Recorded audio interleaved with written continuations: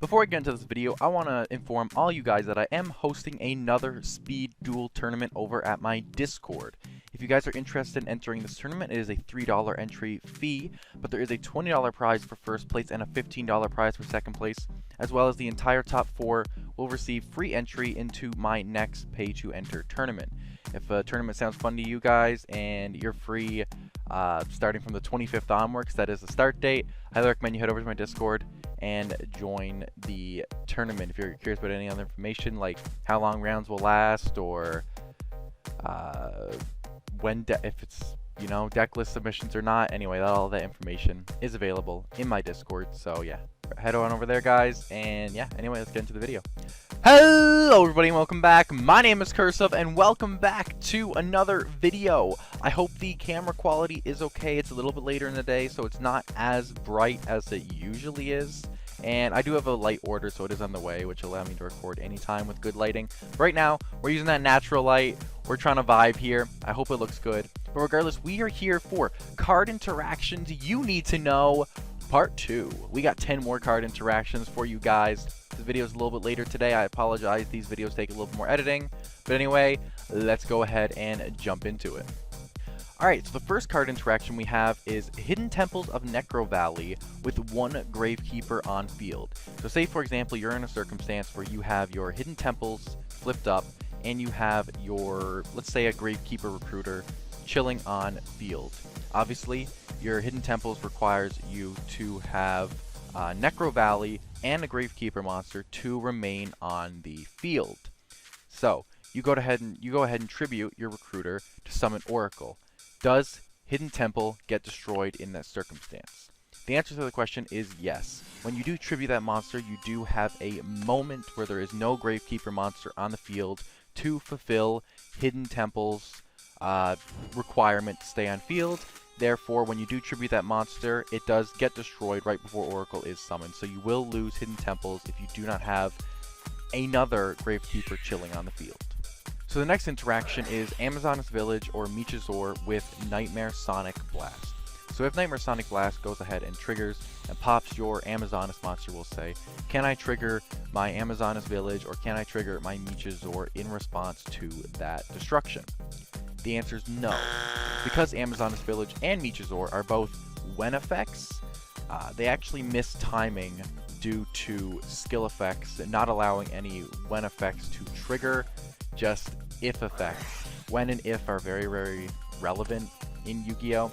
So it's important to know if your card is a when or a if, because they can miss timing or be played around based on those circumstances. Because of this, same reason Floodgate doesn't work with Cocoon, well, you can't go ahead and Michizor or pop Amazoness Village in response to a Nightmare Sonic Blast because it is that when effect. It misses that when. So the next question is for all you stall players out there. So if I go ahead and I flip up my Haunted Shrine to bring back, say, Despair from the Dark, but my opponent has a Ryu Senshi and goes ahead and negates that Haunted Shrine's effect, can I still use the engrave effect of Haunted Shrine during the same turn? The answer to that is no.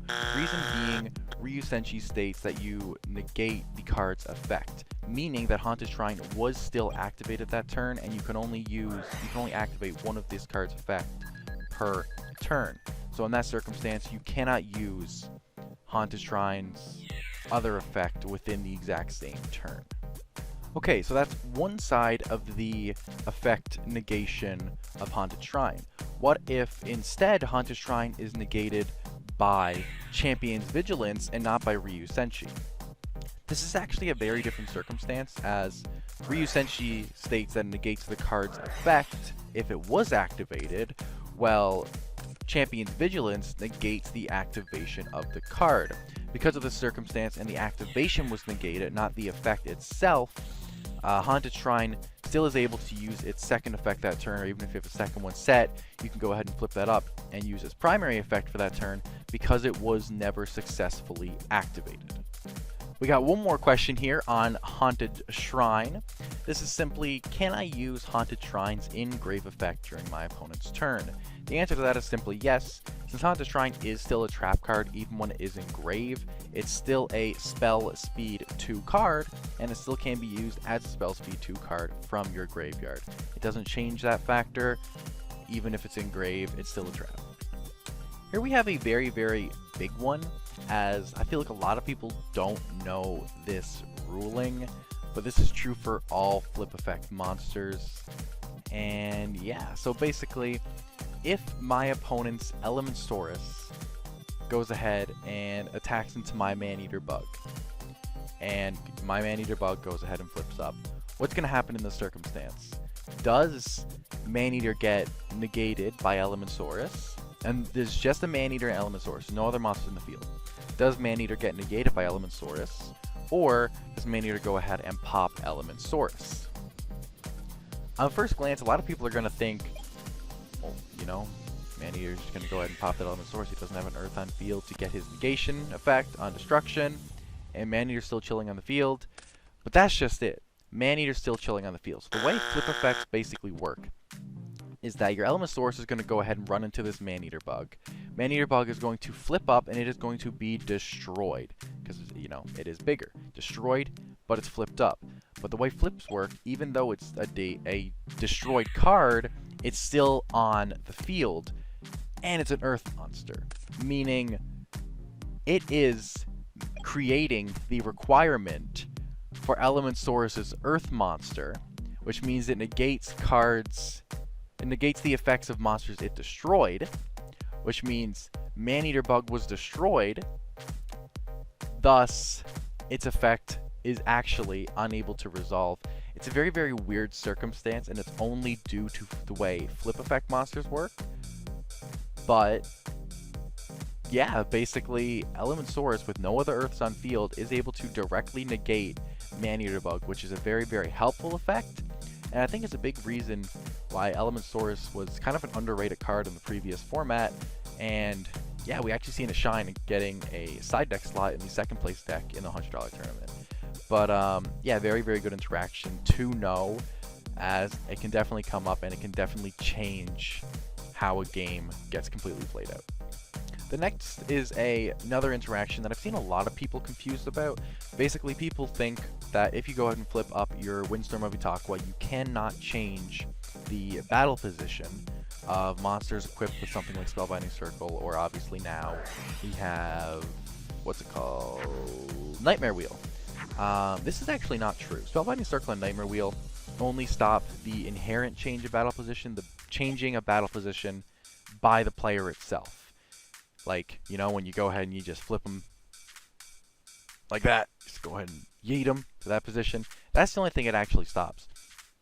Card effects that change battle position, like Book of Moon, or Ready for Intercepting, or Windstorm of Itaqua, all work fine to change the monster's battle position. Those aren't stopped, it's just the inherent change by the player itself. The next one we have is going back to the Blue Eyes White Dragon deck.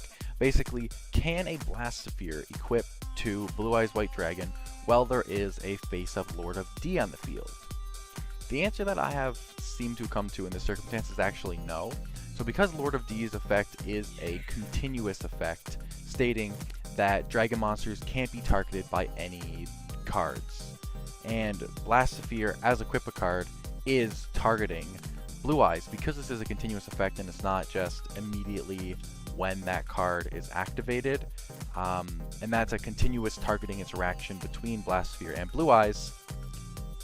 Blastosphere goes to the spell and trap zone, attempts to do so, and Lord of D is basically like, hey, you actually can't do that. I'm sorry, homie. And the Blastosphere is like, ah, shit, I guess I'll go to the grave. So that's basically what happens in that interaction. I actually didn't know this for a very long time. But yeah, it's cool to know, and Lord of D's continuous effect basically just stops that outright. So yeah. The next one we have is, does Arcana Knight Joker negate Spellbinding Circle?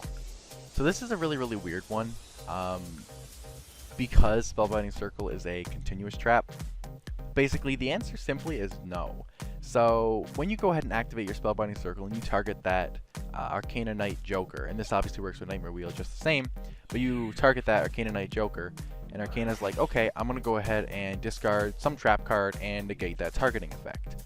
Well, it gets negated for a second, but because Spellbinding Circle remains on the field, it just immediately goes back to attempting to target that monster that you chose. So although you negate the targeting effect for like a second, it just immediately comes back and targets your Arcana Knight Joker anyway. So there really is no way to stop Spellbinding Circle from grabbing your Arcana Knight Joker with Arcana's effect, which is a very, very interesting interaction. But just because it's a continuous trap and it acts a little bit differently than a lot of other targeting cards, it just gets to chill in the field, just gets to hang out, and yeah, fun fact. Alright, so now we're here with a card interaction that actually caused a bit of controversy in the Speed Duel community as of recent. Basically in the Discord that the creator of Speed Duels, it's his Discord, in the ruling discussions chat, there was a lot of back and forth between, does Ryu Senshi destroy Parasite Paranoid when it equips? So, obviously, most of you guys probably know that when you go ahead and equip equip monster to another monster, it acts as a spell card while it's equipped. Ryu Senshi states that all spell cards targeting this card, their effects are negated and it is destroyed. So, Parasite Paranoid activates. It's fine at first because it's still a monster when it's targeting. Then when it equips to that card, it's acting as a spell. People were arguing back and forth whether Ryu Senshi only stops the inherent targeting and not the continuous targeting, or if it just stops targeting as a whole. Based on a lot of evidence found, I feel pretty confident in saying that Ryu Senshi is going to go ahead and just pop that Parasite Paranoid from being equipped to him. There was a lot of controversy, and a lot of people were iffy about it because Ryu Senshi is such an old card, and a lot of old cards have really, really strange rulings. But I think it's a very, very fair with all the evidence and everything, laid out. I think it's pretty safe to go with the fact that Ryu Senshi will go ahead and pop that Parasite Paranoid, and Parasite will get its destruction effect off, and it's not just going to sit there on the Ryu. So, yeah. And with that, boys and girls, we have 10 more card interactions that you guys now know for the Speed Duel format. Obviously, these were all tailored towards the previous format. The next one's obviously going to be tailored to that current format. But regardless, thank you guys so much for watching. I hope you guys enjoyed this video, and if you did, please consider hitting that like button, not a like button, the one right below here, and that subscribe button. Like I said, I put a lot of work into these videos, especially these card interactions ones. They take a little bit of extra effort, a little bit extra oomph.